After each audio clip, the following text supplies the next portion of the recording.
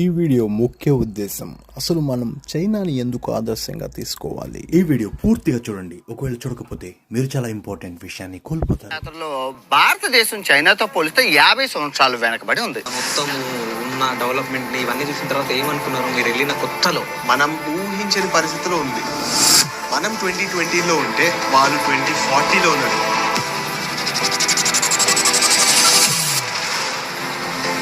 చైనాలో కదా మీరు టీచింగ్ చేయాల్సింది. అవును. సో మరి చైనా వచ్చా మీకు? టీచర్స్ కి చాలా రెస్పెక్ట్ ఉంటుంది అక్కడ. First thing, highest valued profession కూడా టీచింగ్. ఈ ఉద్దేశంలో చెప్తున్నా, హైయెస్ట్ పేడ్ జాబ్ కూడా టీచర్స్ అక్కడ. నెక్స్ట్ క్వశ్చన్ అడుగు.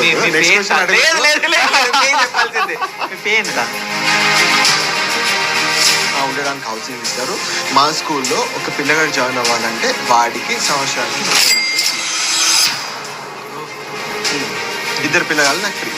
ఓకే, అంటే 60 లక్షలు సేవ్ సంవత్సరానికి. అది మీరు బాగుంది. అక్కడ ఏమన్నా తెలుగు సబ్జెక్ట్ చెప్పేది ఏదైనా ఉందో వచ్చి చెప్తాను. రేపు నేను స్కూల్ పంపియండి రా భయ్ అంట. అర్థం కాకపోతే మళ్ళీ చెప్తున్నా, స్కూల్ కి పంపియండి రా భయ్ అంట. అప్పుడు డాడీ ప్లీజ్ డాడీ నన్ను పంపి, డాడీ స్కూల్ పంపి అంటాడు. ఎందుకంటే అక్కడ అంత ఫన్ ఎంటర్టైన్మెంట్ తోటి నడుస్తాయి అనమాట. 5 years వచ్చే వరకు నువ్వు కనీసం పెన్ పట్టుకోనికి లేదు.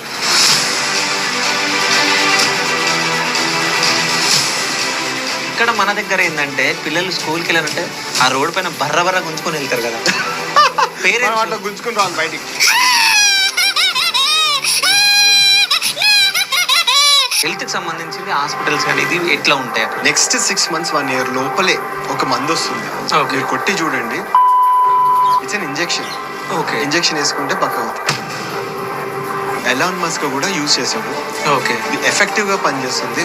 నేను ఫస్ట్ ఆశ్చర్యపోయింది ఏంటి అంటే హాస్పిటల్ చూసి, అరే ఈ ప్రైవేట్ హాస్పిటల్ పట్టుకొచ్చి నాకు బిల్ ఎంత అవుతుందో అని చెప్పేసి అనుకుంటే 120 రూపాయలు. ఓకే, సో అక్కడ ఏమైనా దొంగతనాలు, మర్డర్లు, మానభంగాలు ఇట్లాంటివి ఏమైనా ఉంటాయి? చాలా తక్కువ. ఎందుకంటే కంప్లీట్ నువ్వు ఈ రోజు నైట్ చేసావంటే రేపు పొద్దున్న దొరుకుతుంది. ఓ, అందుకే మీరు ఏం చేయలేదు. అది వాస్తవం. గాంధీ గారు చెప్పినట్టు అర్ధరాత్రి 12 గంటలకి మహిళ నడుచుకుంటూ పోవచ్చు. సీరియస్గా మాట్లాడు. సీరియస్గా అదే మీ చైనా గురించి మా మహాత్మా గాంధీని ఎందుకు తలుచుకుంటున్నాం అంటే సేఫెస్ట్ కంట్రీ అంట నేనైతే. ఓకే, మళ్ళీ మన ఇండియాని నాశనం చేయాలనుకుంటుంది అనుకుంటది. మరి చైనాకి ఇంత డబ్బు ఎందుకు కుట్టడం? సో వాస్తవాలు మాట్లాడాలి కదా. కొన్ని నువ్వు దాస్తున్నావు అంటే చైనాకి సపోర్ట్ ఇచ్చినట్టుంది. ఏమనంటే భయ్యా నువ్వు ఆడుంటున్నావు మొత్తం ఆడ డబ్బు కొడుతున్నావు అని చెప్పేసి అంటే నేను ఆడ డబ్బు కొడుతున్నాను. ఇప్పటికీ నేను చెప్తున్నా, అక్కడ చూసింది నేను చెప్తున్నా అంతే. మనకి జనరల్గా ఏం తెలుసు అంటే టీవీలో ఏం చూపిస్తున్నారో అదే తెలుసు. అవును, అక్కడ యాక్చువల్ వాస్తవం వేరు. చాలా మంది ఏమనుకుంటారు అంటే అమ్మో చైనాలో ఫ్రీడమ్ ఉండదు అది ఇది అని చెప్పేసి. కరెక్ట్, చైనాలో ఫ్రీడమ్ ఎందుకు ఉండదు అంటే నువ్వు తప్పు చేస్తే ఫ్రీడమ్ ఉండదు. భారతదేశం చైనాతో పోలిస్తే 50 సంవత్సరాలు వెనకబడి ఉంది. దానికి గల కారణాలు ఎవరు అని అన్వేషిస్తే తేలింది ఏంటి అంటే, మొదటి A1 ముద్దాయిగా రాజకీయ నాయకుడు, A2 ముద్దాయిగా న్యూస్ ఛానల్స్ అయితే తేలాయి.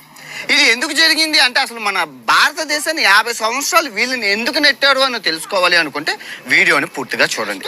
మనం ఏదైనా ఎక్కడైనా వెళ్ళేటప్పుడు ఇల్లుని చూసి వెళ్ళాలని చూడాలి అంటారు మన పెద్దలు కదా. మనం ఎక్కడికైనా వెళ్ళేటప్పుడు ఏదైనా పెళ్లి సంబంధాలకి గట్ట వెళ్ళేటప్పుడు పెద్దలు ఏమంటారంటే ఇల్లును చూసి ఇల్లాలను చెప్పేస్తారు, ఇల్లాలు గుణగణాలు చెప్పేస్తారు. ఇదే సిద్ధాంతం మన దేశానికి కూడా వర్తిస్తుంది. మనం ఫర్ ఎగ్జాంపుల్ మన ఫారినరు మన దేశం వచ్చారు అనుకోండి, ఫస్ట్ దేశం ఎయిర్పోర్ట్లో ఎంటర్ అయ్యి బయటికి వెళ్ళాక కారాకిల్లీలు, చెత్త, రోడ్డు, టాయిలెట్ రోడ్ల మీద మీరు చూస్తున్నారు కదా, ఇది సీనరీలు కనబడతాయి. సో వాడికి ఇంప్రెషన్ ఏముంటుంది అంటే దిగమ్మ ఇదేం తీసుకురా నేను ఎక్కడ చూడలేదు అంటే అంతే. ప్రపంచంలో శుభ్రం లేని వాళ్ళు, అశుభ్రం కలిగిన వాళ్ళు, దేశాన్ని చెత్త చేసేవాళ్ళు భారతీయులు. ఇది మీరు ఒప్పుకున్నా ఒప్పుకోకపోయినా ఉన్నమాట అంటే ఉలికెక్కువ వస్తుంది కాబట్టి ఇది నిజం. కావాలంటే మీరు బయటికి వెళ్ళి చూడండి ఈ దేశం ఎంత శుభ్రంగా ఉందా అనేది మన భారతదేశంలో ఉంటుంది. కానీ 197 దేశాల్లో ఉన్న భారతీయులు శుభ్రంగా ఉన్నారు. దీనికి ప్రూఫ్ నేనే. ఇదేంటి, భారతదేశంలో ఉన్న భారతీయులు చెత్తగా ఉన్నారు, అదే భారతీయులు ప్రపంచ దేశాలు బయటికి వెళ్ళి శుభ్రంగా ఉన్నారు. ఇక్కడ దీనికి గల కారణాలు దొంగ ఎవరు, ఇక్కడ భారతదేశం శుభ్రంగా ఉండకపోవడానికి దొంగ ఎవరు అని చూస్తే రాజకీయ నాయకుడే బయటకు వచ్చాడు. చైనాలో ఉన్న భూభాగం ఏదైతే ఉందో ఆ భూభాగం మీద చైనా దేశానికి హక్కు ఉంటుంది, ప్రజలకు హక్కు ఉండదు. అదేంటండి మేము మరి మా తాతకు 1000 ఎకరాల మాగానుంది, మా ముత్తాతకి 2000 ఎకరాల మాగానుంది, అది మరి ఎలాగా అవదా అంటే లేదు. తాతల నీతులు తాగారో మా మీసాల వాసం చూడండి అని ఇక్కడ దొబ్బతో. ఇక్కడ నీకు ఎంత ఆస్తున్నా అది 70 సంవత్సరాలు, 50 సంవత్సరాలు, 40 సంవత్సరాలకే ఉంటుంది లీజు.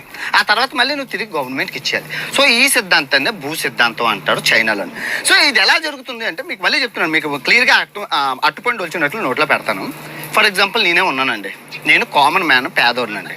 భూమికి లెక్క కావాలి, లెక్క వస్తే మొత్తం అన్ని బొక్కలు బయటపడతాయి. లెక్క తేగలాగితే దొంగ బయటకు వచ్చినట్లు లెక్క బొక్క అన్నీ ఉంటుంది, భూమికి లెక్క కావాలి. సో బుల్లెట్ ట్రైన్లోని తిరిగేటప్పుడు ఇటువైపు అటువైపు నాకు ఎక్కడ ఖాళీ స్థలం కనబడలేదు. ఎక్కడ చూసినా పచ్చదనంతోనే ఉంది. పచ్చదనం అంత నిధి నిక్షేపాలు, అన్ని మినరల్స్, అన్ని వనరులు, నీళ్లు అన్నీ ఉన్నాయి, మొత్తం అన్నీ ఉన్నాయి, నిండుకుండా భారతదేశం. సో భారతదేశానికి ఏ దేశంతో కంపేర్ చేసి చేయకూడదు. కానీ అది మనం ఉపయోగించుకోవట్లేదు, భూమిని ఖాళీగా వదిలేస్తున్నాం. టమాటాలో కరివేపాకు, కొత్తిమీర ఏదో ఒకటి వేసి పెంచుకొని స్థలాన్ని అయితే ఖాళీగా ఉంచకూడదు. యువతకి ఉపాధి కల్పించాలి. చైనాలో ఒక టూరిస్ట్ కనుక పోతా ఉంటే ఒకవేళ నీకు ఆకలి అవుతుంది, నీళ్లు లేవు, ఎక్కడో ఉన్నావు అంటే పోలీస్కి ఫస్ట్ సిమ్ తీసుకునేటప్పుడే నెంబర్ ఇచ్చారు నాకు.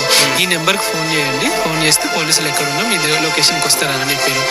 అయితే వాళ్ళు ఫోన్ చేస్తే వచ్చి ఫుడ్ కావాలంటే ఫుడ్, వాటర్ కావాలంటే వాటర్, ఒక 2-3 వేల రూపాయల క్యాష్ కూడా ఇచ్చేసి వెళ్తారు. ఈవెన్ నువ్వు పడుకోవాలనుకుంటే ఈ కంట్రీస్లో పోయి డైరెక్ట్ పోలీస్ స్టేషన్లో కూడా పడుకోవచ్చు ఒక నైట్. సో మీరు చేసిరా ఎప్పుడన్నా? నేను ఇండియాలో చేశాను. సో ఏదంటే నాది అని ఎప్పుడైతే మనం అనుకుంటామో అప్పుడు దేశం చాలా బాగుంటుంది. మన అంత నాలెడ్జ్ ఎవ్వరికి ఉండదు ప్రపంచంలో. రీసెర్చ్లలో శాంసంగే కానీ, కియా, ఈ కార్లు ఉన్నాయి, ఈ హ్యుందాయి, సో ఇవన్నిట్లలో రీసెర్చ్ సెంటర్లలో పనిచేసే వాళ్ళు ఎవరంటే మన ఇండియన్స్. ఓకే. అక్కడ బాస్లు ఎవరైతే ఉన్నారో కొరియన్స్, కింద మొత్తం సైంటిస్టులు మనోళ్ళే. ఇప్పుడు మొన్న ఐషో స్పీడ్ అని ఒక అతను ఉన్నాడు, అతను చైనాకు పోయిండు. చైనా అతన్ని ఎట్లా చూసుకున్నది తెలుసా?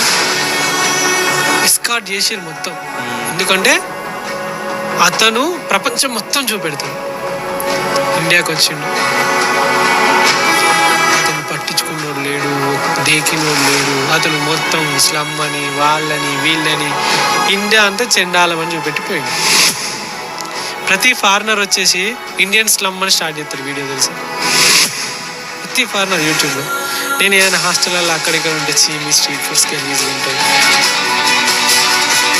ఇండియాలో బతికినోడు ప్రపంచం మొత్తం బతుకుతాడు. ఎందుకంటే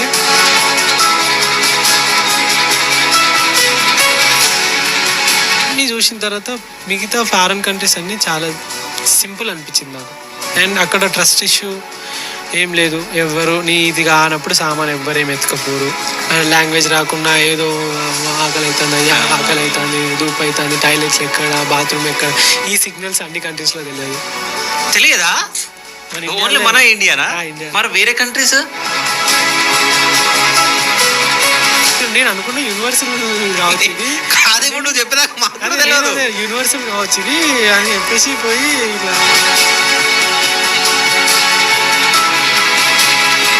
సో ఎన్నోసార్లు చచ్చిపోయే సిచ్యువేషన్లోకి వెళ్ళి, ఎన్నోసార్లు డబ్బు లేని సిచ్యువేషన్లోకి వెళ్ళి, ఎన్నోసార్లు కడుపు ఎండిన సిచ్యువేషన్లోకి వెళ్ళి, అన్ని సిచ్యువేషన్లోకి వెళ్ళి, సో ఏదో ఒక ప్రమోషన్ రావడమా, లేకుంటే ఏదో ఒకరు హెల్ప్ చేయడమా, లేకుంటే ఎవరో ఒకరు ఫుడ్ లైక్ చేయడమా, ఎవరో ఒకరు షెల్టర్ ఇవ్వడమా, వాట్ ఎవర్ ఇట్. ఏం లేని నేను 35 లక్షలు జిఎస్టీ రైడ్కి ఇంత దూరం ప్రపంచాలు దాటినా అంటే జోక్ కాదు కదా. ఇంతమంది హెల్ప్ చేసారు కాబట్టి ఇక్కడ ఉన్నా. అందుకే మనుషులంటే రైడ్ స్టార్ట్ అయ్యేటప్పుడు మనుషులంటే నమ్మకం లేదు నాకు. రైడ్ ఎండ్ అయిపోయే వరకు ఇంకా మనుషులను కాకుండా ఎవరు నమ్ముతావు అని వచ్చింది. Good morning.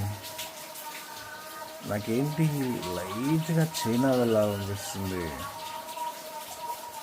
ఇప్పుడు చెప్పండి, హ్యాపీ ఇండిపెండెన్స్ డే.